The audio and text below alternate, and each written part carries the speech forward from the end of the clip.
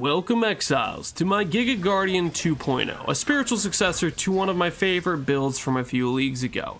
This character uses a lot of the power from that build, a lot of the ideas from that build, but then mixes it with just about every strong, overpowered item I can think of in the game.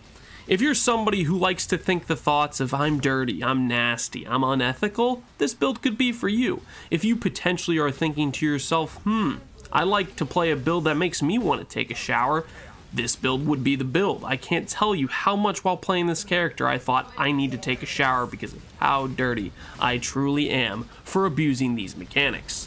This build is built around Doryani's prototype, an item that equals infinity damage. It's built around Aegis Aurora, a shield that equals infinity defense. It's built around Tailwind Elusive boots, the boots that equal infinity speed.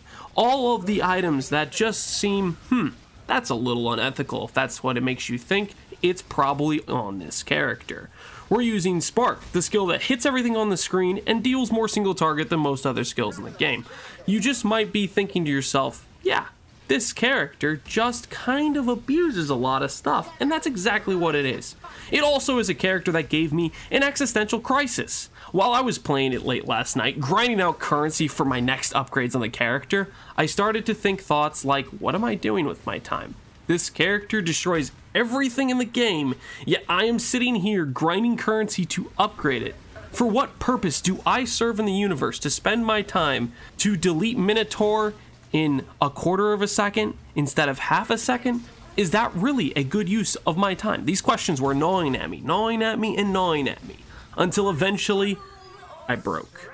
I realized deep down, this just isn't how I like to play PoE. The one time I thought these thoughts before was when Mageblood originally released. I grinded and grinded so that way I could use that belt in a build I planned around it. And I have to say, that was, for me, the least fun I've ever had playing PoE, and I felt myself slipping back in that mindset of I'm gonna grind currency to perfect this gear, and it's just not something I want to do. I realized PoE for me is about playing interesting builds, trying out new things I haven't tried before, building something unique, and just seeing if it works. And becoming this man who just is grinding to perfect something that's already overpowered, that we already know is broken, that everybody else agrees is broken, it just didn't feel right. So because of that, I'm cutting the project cold turkey. I'm stopping right here before I get too into it, too into the grind, because I know it's just something that ultimately I'm not going to enjoy doing. I'm going to spend way too much time grinding this gear out when I really should just spend that time, hanging out with family, helping my wife with the kids. And it's one of those things where I had to take a step back and think, you know what, this could be, one of my greatest builds in terms of power level, and, it could be min-maxed and all that sorts of thing, but is it really worth it? Is that really why I play PoE? And it's not. I play PoE for the fun, interesting builds I can make and stuff like that, and doing something that'll just become just a grind fest of gear, upgrades, yada yada yada, just to perfect something that doesn't really need the perfection, just didn't feel like the play. So here we are. We are here with a character that arguably has a lot of upgrades it could do on top of this, but it just doesn't need it. It's a character that deals so much damage, most bosses become just completely trivial. It has a lot of EHP, and on top of that it has Aegis. Ultimately, with a better helmet, I would get closer to 5k ES. I would be way over the one-shot threshold thanks to my max res, thanks to my armor, thanks to my flasks for extra mitigation layers there. Stuff like that would all kick in and all add up. But we don't need that. The character can do all the content just fine as is. So let's go in-game and let's actually give this character a good look at what it can do. Now, when we're looking at this character specifically, I'll go over some of the unique mechanics I decided to go for with the transition from Guardian of our previous video to Inquisitor. Now, one of the main things I swapped when going from Guardian to Inquisitor was for the Armor of Radiant Faith, for the Charges of Harmony of Purpose, and for the ability to get decent regen and mitigation along with block. Our character, in order to basically swap the auras around and add in Wrath and Discipline, we needed to drop Tempest Shield to do that, and we needed to drop Petrified Blood. We swapped Purity of Ice from the life pool to the mana pool reservation, and we swapped in Determination to our life pool reservation. All these things were basically to fit in more auras, to get Wrath into the build, which gives us 50% more damage, and Discipline into the build, which helps us actually get a decent energy shield number. The other things it helped us do is add in basically more damage nodes into the tree. Things like these shock nodes here. That way we can go for 65 shocks on most bosses. We added in crit nodes here, stuff like that. All kinds of adds up. Now we're still stealing the best node on. Okay, I gotta be honest. I still don't know which node I like more. I really like Righteous Providence. I really like Pious Path. They're two of my favorite nodes in the game. I don't know if I can say Righteous Providence is my favorite node in the game. Pious Path might be my favorite node in the game. Point is, I like both of them a lot. But for this scenario, Righteous Providence was the play in my opinion. So that's basically helping us cap our crit.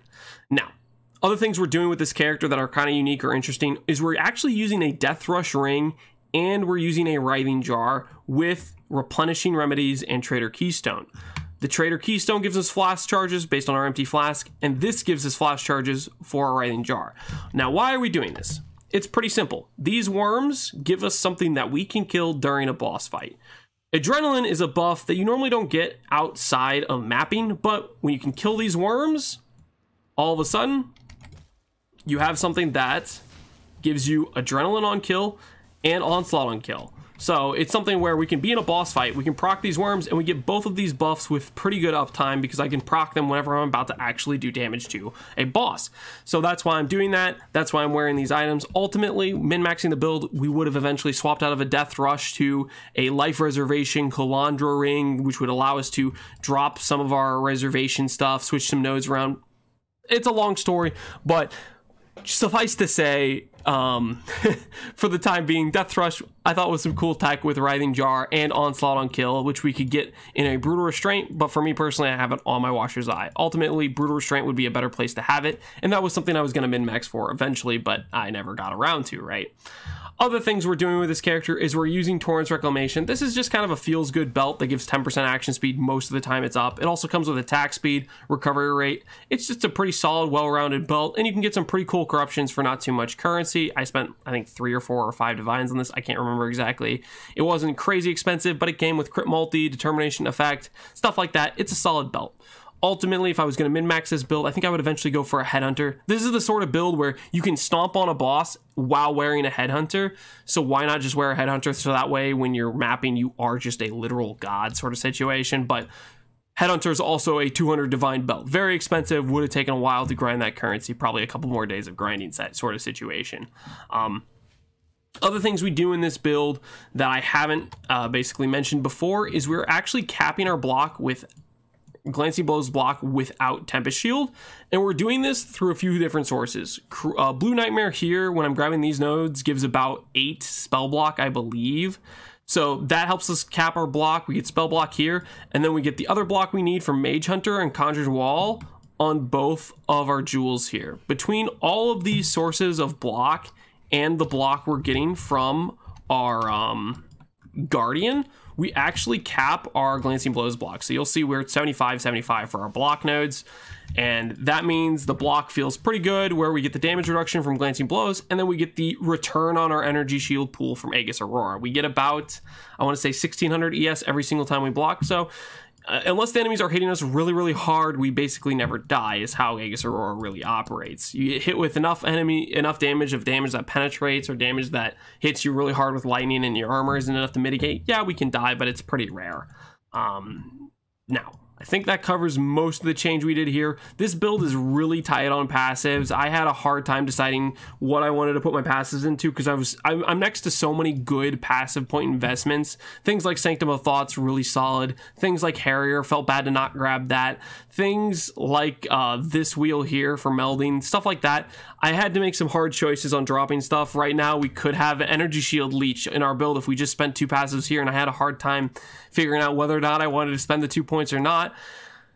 There was a lot of existential crises going on in terms of planning out this build and making sure I could fit everything in, even with being a level 99. And I have to say, after it all, I'm still happy with the product we put out. The build we have here is a strong character. It abuses a lot of the strongest things in the game, in my opinion, but it's a character where I have to draw the line at some point. I really do not have the time to dedicate to grind and build this character the way I would want to if I was going to say perfection, when I just have other builds I want to make, and I don't want to completely just grind my life away on this when I want to spend some more time with my kids, and to grind out the currency I need for this character would be too much of a time commitment for me. So hopefully, regardless, you guys have still enjoyed this build, see where it's gone, and I don't know, maybe it gives you ideas for something, even though it's a degenerate min-maxy type of character into unethical gear pieces. Hopefully there's still some enjoyment to see what this character could do at this extent of the character and as a Guardian. So, as always, thanks for watching, Exiles. Take care.